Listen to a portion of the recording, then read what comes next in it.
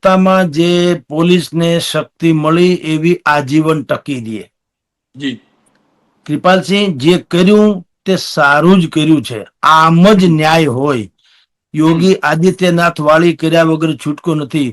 હવે વાત તો એવી હતી, સાયકો કિલર હતો એ સ્વાભાવિક છે, કોઈ પણ પ્રેમી પંખીડાને જુએ ને એ પોતાની જે વેદના હતી એ ન્યા ઠાલવતો તો લૂંટી લેવાની કોશિશ કરે ને પછી એમાં ઝપાઝપીમાં એક યુવકનું એટલે પ્રેમીનું મૃત્યુ થઈ ગયું. પ્રેમિકાને છરી મારી, એ પછી બહાર નીકળીને પછી આ બધો ધજાગરો થયો, અંતે પકડાણો.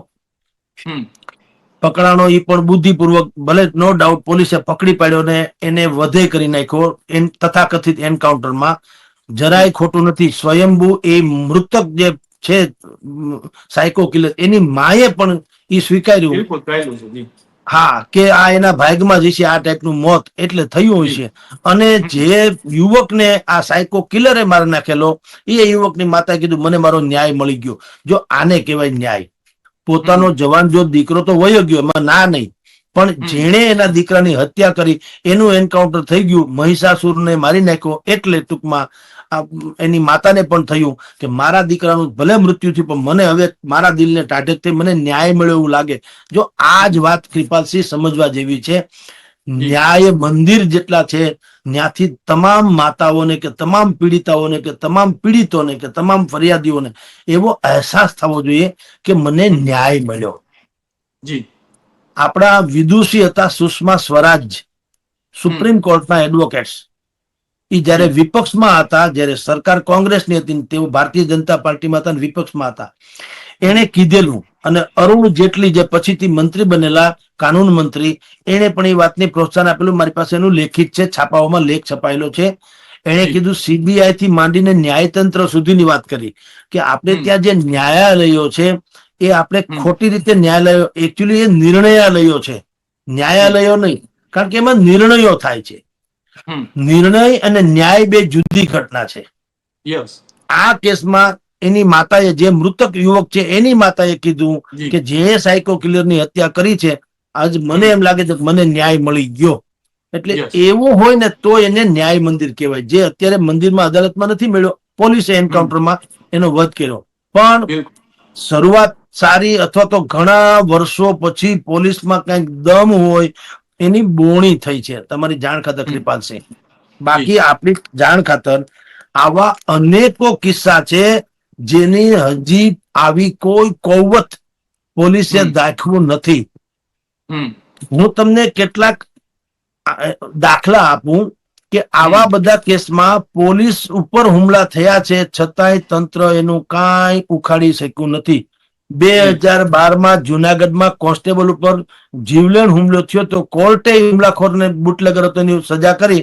પોલીસ તંત્ર તરફથી કઈ તારીખ બે તારીખ સિવાય કઈ થયું નતું. 28મી માર્ચ 2013 એમાં રાજકોટમાં કોન્સ્ટેબલની હત્યા કરવામાં આવી હતી, એક બુટલેગરે કરી હતી. એનું પણ પોલીસે કોઈ એન્કાઉન્ટર, ટૂંકમાં હું વાત કરું છું એન્કાઉન્ટર એનું થયું નતું. 12મી ડિસેમ્બર 2021 માં ભરૂચમાં એક બુટલેગરે પોલીસ ઉપર હુમલો કરેલો, પોલીસ તંત્ર ઉપર, કાંઈ થયું નહીં. 28મી જાન્યુઆરી 2022 અમદાવાદમાં પોલીસ ઉપર હુમલો થયો, પોલીસને દોડાવીને બુટલેગરે માર્યા, પોલીસને દોડાવીને. બોલો, 22ની વાત છે. 14મી માર્ચ 2023 ગીર સોમનાથ, એમાં બુટલેગરે 3 પોલીસ કર્મચારી હતા ને આખા ઘેરી વળ્યા, ચારેકોર બુટલેગરો, 3 પોલીસને ભયંકર જીવલેણ હુમલો કર્યો, માર માર્યો. એ બધું કેસ કબાડ આવેલા પણ એનું કઈ થયું નથી. 7મી ઓગસ્ટ 2023 અમદાવાદના સાબરમતીમાં એક વોન્ટેડ નિલેશ નામનો બુટલેગર હતો, એને છોડાવવા માટે 70 લોકોના ટોળાએ પોલીસને ઘેરી લીધા અને તલવારના લાકડીથી મારીને કાઢી મૂક્યા. એ કેસ કબાડા હાલે છે, એન્કાઉન્ટર થયું નથી.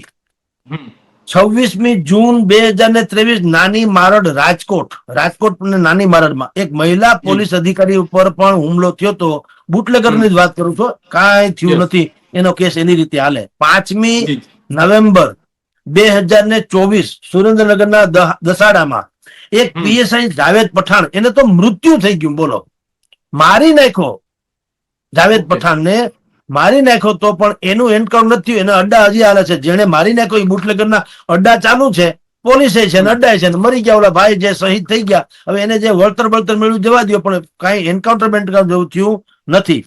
અને 21મી જૂન 2020 ના રોજ બનાસકાંઠામાં પોલીસની ટીમ જયારે બુટલેગરોને પકડવા ગઈ તો સામેથી લોકોએ બોટલો, એટલે ખાલી કાચની બોટલનો એટલો બધો વરસાદ કર્યો કે બધા લોહિયાળ થઈ ગયા અને પોલીસે ભાગવું પડ્યું.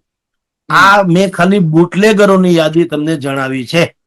જી પણ ગુજરાતમાં એવા અનેકો કિસ્સા હતા. હું તમને આપણા પહેલા નોરતા અગાઉના એક દિવસની વાત કરું. ગોધરામાં 10 વર્ષની એક દીકરી ઉપર એક શ્રમિકે જે પછી વડોદરાથી પકડાવાનો છે દુષ્કર્મ કર્યું. બરાબર, પકડી લીધો પોલીસે વડોદરાથી.